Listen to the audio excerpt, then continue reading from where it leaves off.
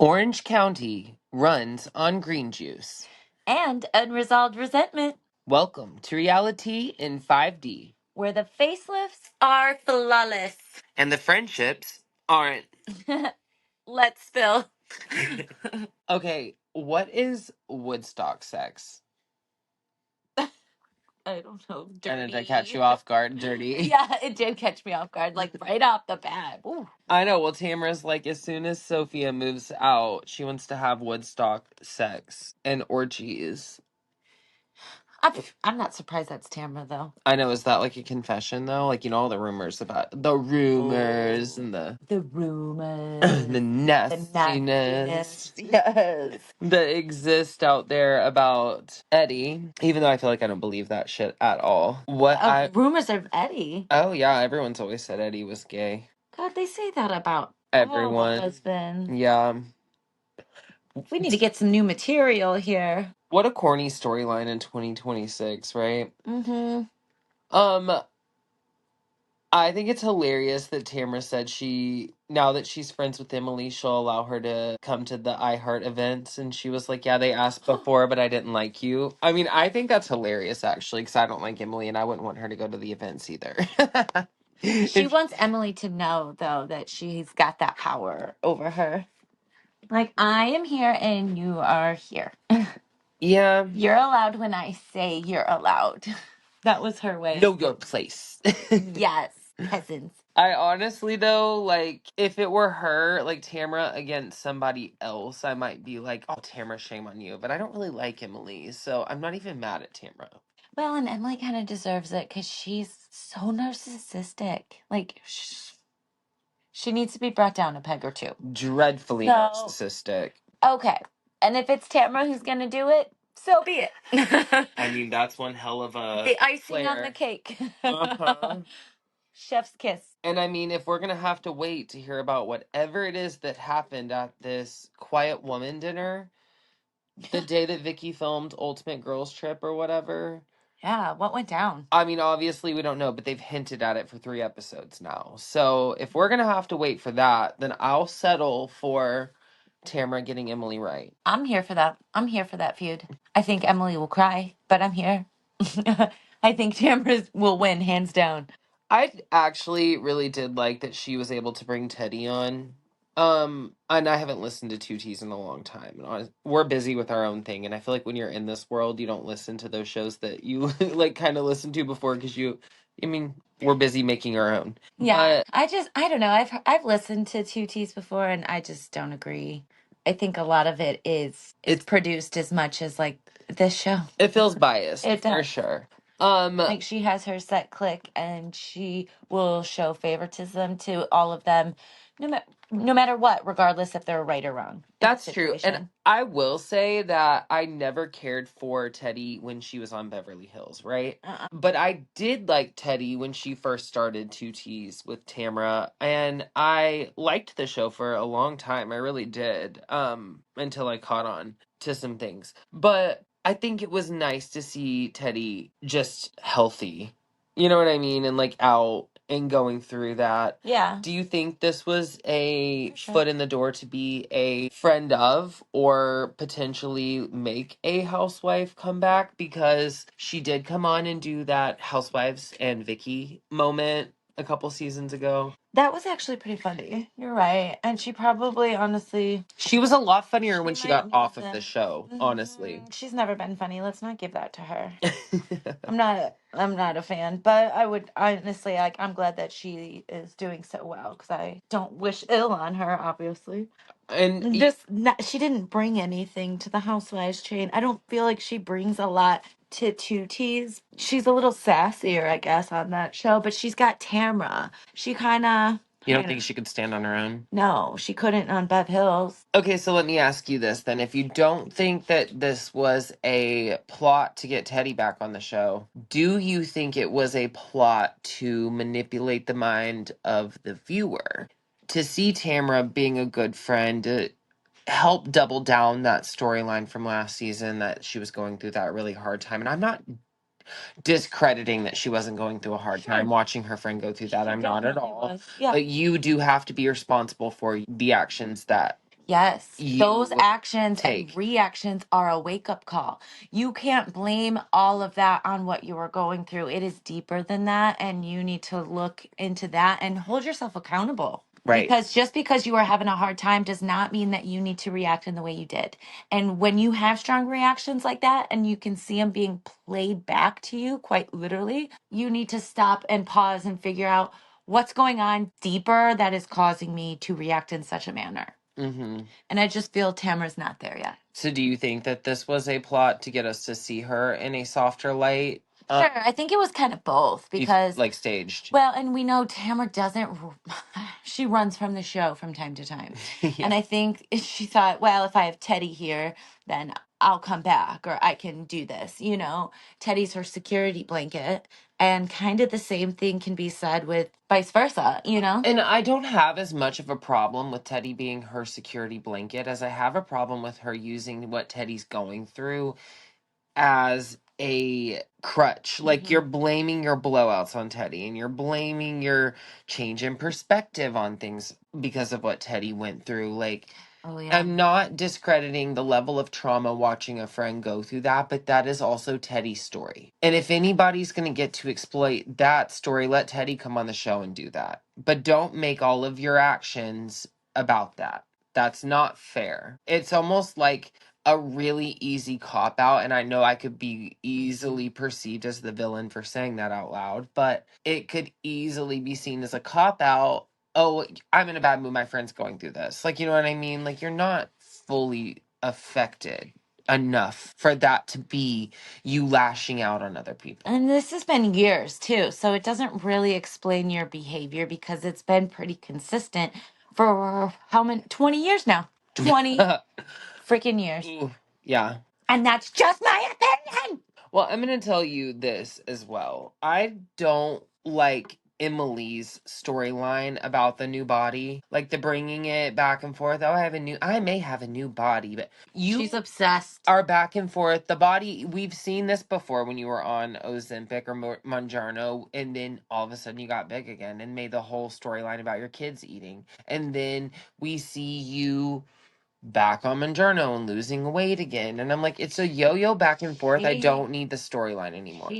She's always kind of had like I don't know, she's been always obsessed with like what is that, body dysmorphia or something? Okay, well then let's address that for what it is. But I'm done with the like clips and shots of her pretending to work out in a gym when we know it's Ozempic. Well, when she first came on the scene and she was like one of the heavier set girls, I wouldn't say she was even like heavy by any means, but she was just like compared to the rest of the women, she was like felt big and she always let us know and she always talked about it and would call everybody skinny bitches. But God forbid Heather bring the wrong size pants and she's gonna flip out.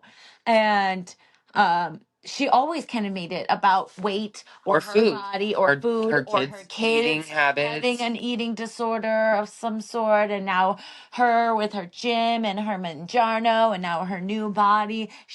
She's obsessed, and it's like to a point where I think she is like it's unhealthy. It's crossed the line, and I feel like it's always been there underlying, but like it's really obvious how unhealthy it is now. And for her to talk about how she spent so much time with her son that she neglected Annabelle.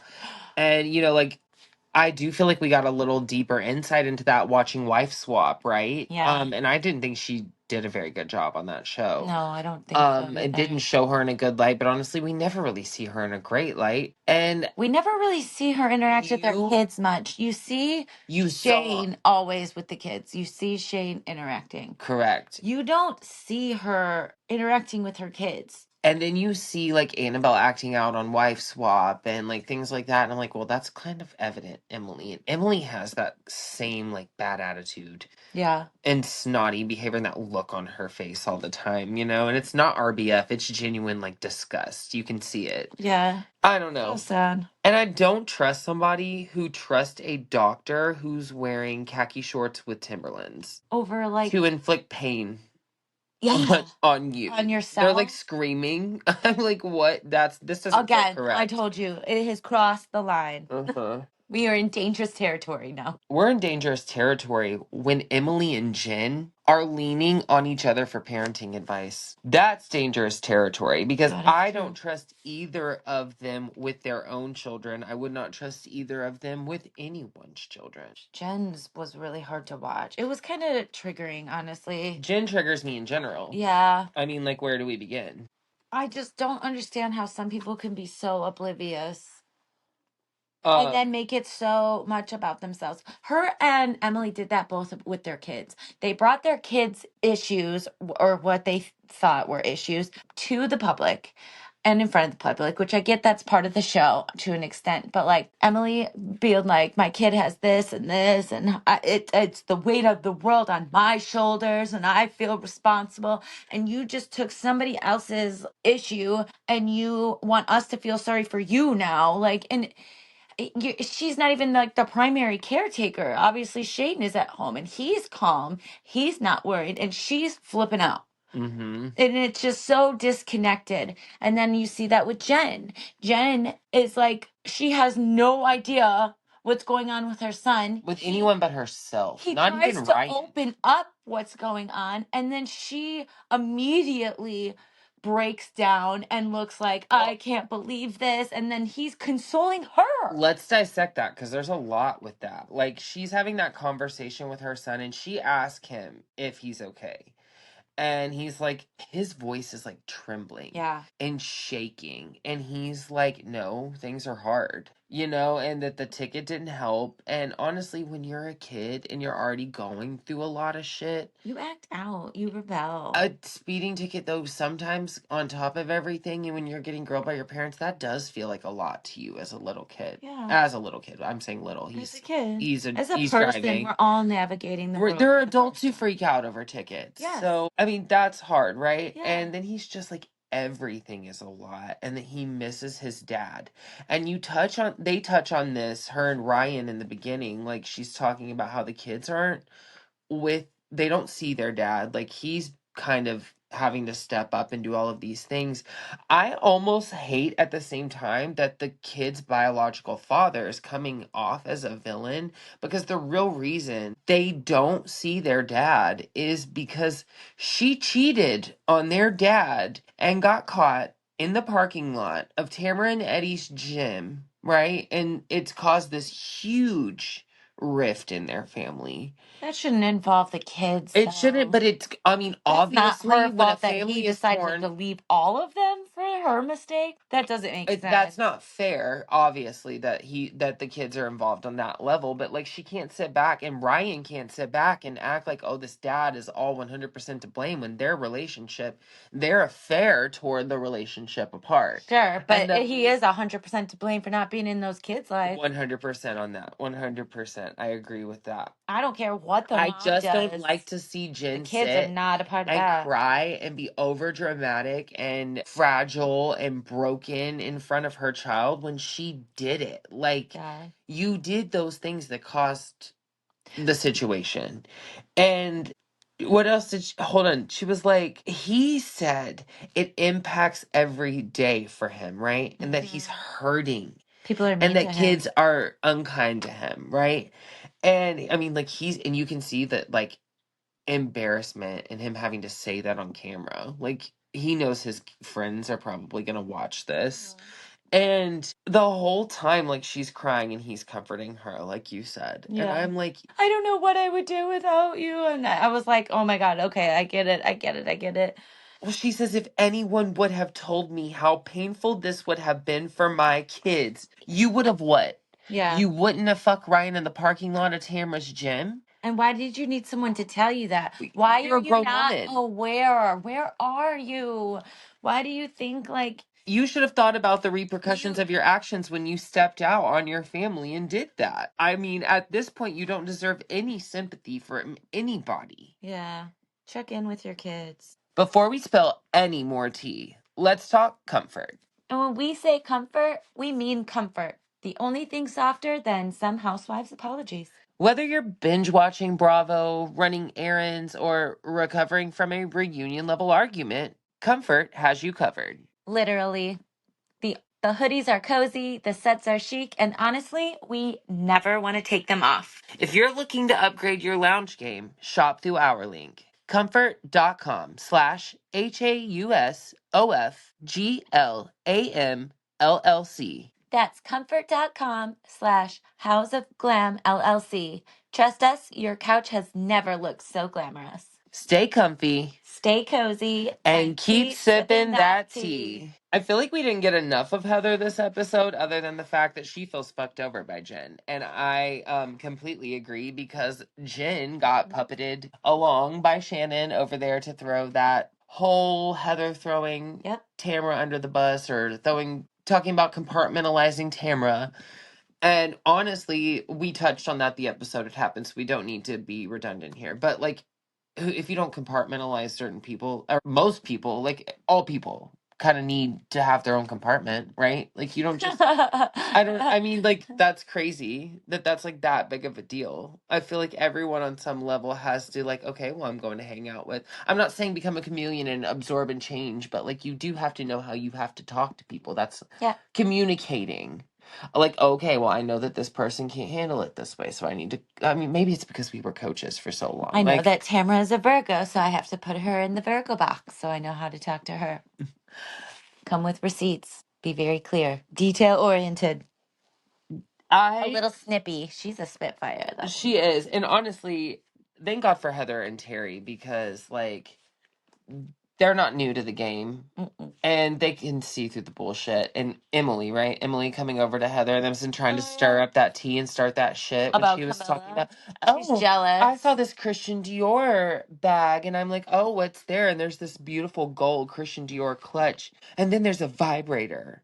And I think she bought me that bag because she wanted it to make it like look like a moment. Like she bought me that. Do you think she brought that up because that was said on Beverly Hills? You remember they made the whole big scene about Amanda showing up with the white Chanel purse and wanting production to take video footage of it. Do you remember? Do you think Emily saw that and was like, "Oh, that's clearly something we could talk about," and use that same moment? Yeah, I think she was trying to throw some shade at Camilla's way.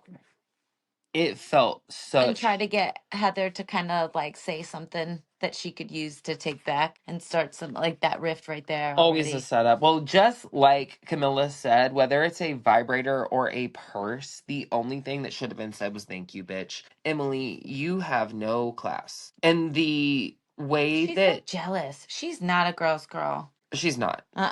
She's a hater. A jealous hater. Well, and it's kind of like Terry said, if you don't like the bag, go fuck yourself. I thought that was hilarious too. I was like, nice. She's got a nice sense of humor. That is hilarious. I mean, I like Carmella. I do. I feel like I don't care what setup Emily's trying to bring, and we haven't gotten a whole lot of Carmella yet, but what we have, I like.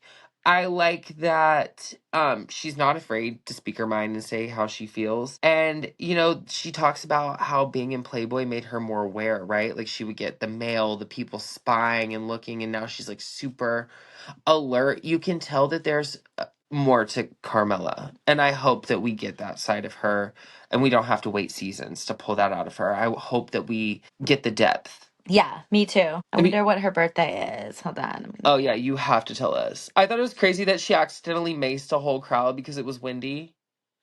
And she was like, yeah, I was macing this guy who was like an inappropriate situation. Then I look over and everyone's crying. That's crazy.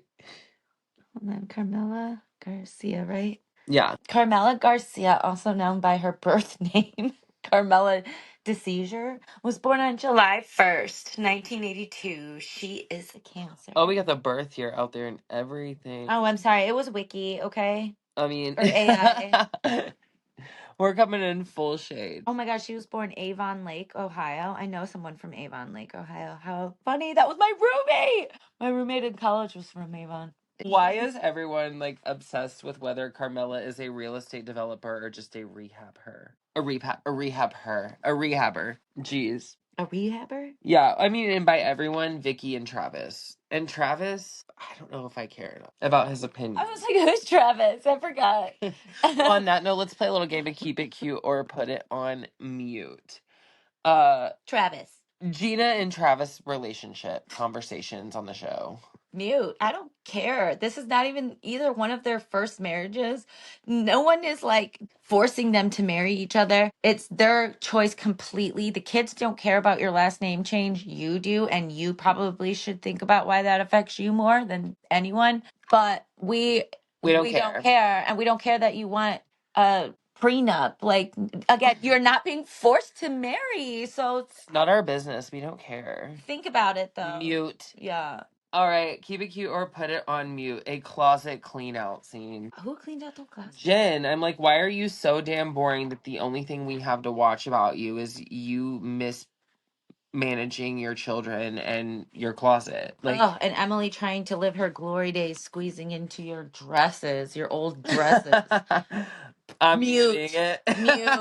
Mute. Keep it cute or put it on mute. Emily's new body storylines. Oh, It's not even a new body. we had a lot of mutes this episode. It was cringe. It was There were really some cringy. cringe moments, and I agree with you 100% about Gina. That is like 100% your issue, girl. Like, Yeah. your kids even told you. Like, they pander your kids. Your kids, like, I don't care. You're still my family. I love you. I'm like, why can your child logic and reason better than you as an adult? Us millennials have some serious trauma. We do. Like, we need gotta some. sort ourselves out, mate. My goodness. Jeez. I know. And I guess we're not the only ones, because this quiet woman Lynch, how many times? You know what? But I felt like that was the most successful. I don't know if it was dinner or whatnot, but Lunch. successful, Yeah. yes, dine at the Quiet Women that we've ever had. I would agree with you. I mean, it was interesting. You know, I have my issues with Vicki. Okay, that's life. You're gonna have your issues with people, right? And like the Yeah. ups, the downs. We've been through it all with Vicki. We have, and there have been moments that I will judge her on harshly forever. Mm-hmm. The good, the bad, the ugly. She did a good job The mediating. cancer scandal. All of it. Yeah. We still haven't forgiven you for that, Vicki, but we will say. You did a good job mediating. It was refreshing. It was funny watching you hit yourself in the microphone. Production couldn't even edit that little like boom right out. Yeah. But her telling, like, maybe start with an I'm sorry when Tamara goes into her whole script of what she's gonna say. And she's like, oh, I'm not apologizing. Tamara, you're gonna apologize. You're either gonna apologize or you're gonna cry and disappear into a bush. One of the two things are gonna happen. Like, and Shannon shows up dressed as a fucking nun. Like, Sister Shannon Bedore. Yeah. I mean, was Whoopi Goldberg about to, like, pop out and sing? I didn't know. Yeah, that was your moment. Come on, do you know any Sister Act songs? Gosh, now that you say it off the top of my head, I'm like, why can't I think of I think honestly that Tamara saying that Shannon is drunk with I no. will follow you. Follow him wherever he may go. Oh my god, I'm crying. And you know what? I don't remember even the movie, so I don't know if you're even wrong about the song. No, I mean, I don't remember the whole song, but I knew that was in there. Mhm. It took me a while. I had to like reach into the far depths of You my did. subconscious. I know. I'd already moved on to Tamara calling Shannon a drunk with no money and no man. And I'm over here like, praise You know the what? Lord.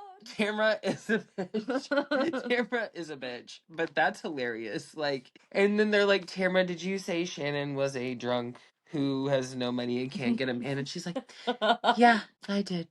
I'm like, I mean, okay. And it obviously got to her because she's like, well, that hurt my feelings. And nobody can make you feel anything that you don't already feel about yourself. Or that you don't find some truth in, yes. Right. But at the end of the day, Tamara says I'm sorry several times. So she backtracked on that. And they have that whole back and forth, right?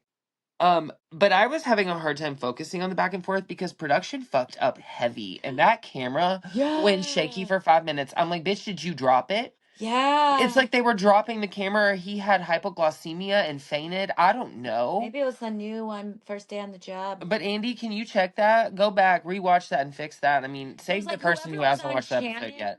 Remember how they had like 3 different camera angles, and one was like Tamara, one was Shannon, and one was like Vicki. Whoever was on Shannon for like the majority they gave me of vertigo. Me too. I was like, why are we like? I feel like I have sea legs from watching. I felt like I was their age. I was like over here, like literally. Oh my God, it was from Shannon's perspective of like, Oh my God, her it was. vertigo. That's what it feels like to be drunk with no money and no man. I can't even finish the show. Oh my Nauseating. God. Oh, that is hilarious. Why did Shannon think it was appropriate to bring up Emily's issue with Tamra and the iHeartRadio comment? Just to prove, say, this is how much See, of a bitch Tamra, you are. you were mean to someone. Mm-hmm. Okay. You're mean to everyone. Shannon, We fight. know this about Tamra, though. She's mean to everyone. She's mean as a snake. Her own daughter doesn't even want to talk to her. Well, one of them, anyways. Oh no, I think they talk now. They So like she's do. working through her things and she seems a Oh. little bit better. I mean, I'm not discrediting the I fact that say she's been a that, bitch for and then years. it's like, Tamra just like We never know. reversed. It really is a seesaw. Uh-huh. She's funny, though. She's a funny mean snake. It's true.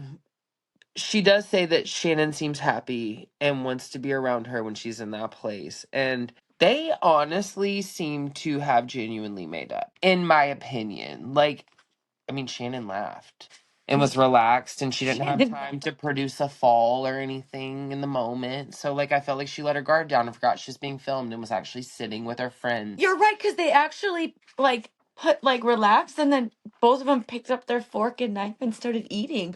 I'm like, oh my God, this is like the first meal that we've actually seen people fight and then get back to their meal. They never Shannon get didn't to even their throw meal. the plate. I know. Thank God. And they didn't even have to take it to go. Well, then who do you think would be our messy queen of the episode? Ugh, Emily. Emily. Okay. She's messy. And what she's trying to do by like ostracizing the new girl, Carmella. Oh my gosh, I'm sorry. Carmella, I think that is it's just stems out of jealousy, and it You know what? reeks. I can see that there's gonna be more of that coming. You know what? And I like that. And you know what? I'm a Libra. I may not be morally correct, but I'm fair. Mm-hmm. And I think you're right. And Carmela, our Cancer friend, you can come sit over here in the tea room. And if Emily bullies you, we will bully that bully right back on here. So we got you. I agree with you, Emily. Messy queen. Messy. Our House of Glam. Who gave the most glam? Nobody really, like, people, they were like blouse and like, Yeah, I was gonna say, I don't did we know, see any glam? giving glam. Why is OC so like meh? They're so like mid. Yeah, and I'm not. I refuse to give Sister Shannon the glam for that outfit. It was hideous. Yeah, Vicki. I did like blow dried hair. I did like Tamara suede jacket. If we're gonna go fashion in the moment, I did like because that was that. the only thing. Is that And the we're really only reaching here. I'm thing? like really scraping my brain for like something to compliment them on that they wore this. We might. You not know what? have I'm a gonna glam. give that to Carmella. Yes. Because she gave a gold Christian Dior clutch with a vibrator that fits in it. That's glamorous. Yes, girl. Well done. Well done. Who And a slays? funny little joke in there too. Like, You're heck yes, cheeky. girl. We We love see it. you. We see you, girl. We see you. You won. Mhm. You won 2 awards tonight. Who slayed? So we have Messy Queen Emily. We have Glamour Carmella. Carmella. And who else? Like, we're gonna give that to Vicki. I think we give that to Vicki. Vicki, I Because she have my slayed that doubts, combo. but I've thoroughly enjoyed her return. She's come back. She has more grace, more wisdom. I can tolerate her. She's actually pretty funny. Okay, but I have my walls up because if she says something stupid, I'm coming for it. I mean, it's Vicky, so I do expect her to say something stupid. She says things like, "One of us is gonna die." Isn't that sad? But this is what I'm saying. We needed this. Yeah, that's terrible.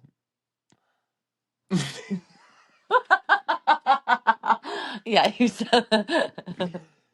Oh my gosh. Well, I mean, we're 3 episodes in and Shannon and Tamara have already made up. So something scandalous is going to happen. Oh. It has to. Like those odds, that's just, come on. Well, yes, but who will it be between?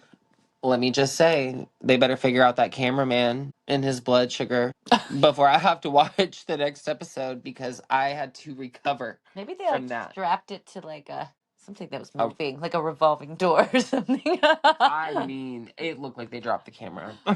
Our 5-year-old could do better. Oh, man. Oh. All right, guys. Well, until next time, thanks for listening to Reality in 5D with Matt and Courtney. And don't forget, Make sure to like and subscribe.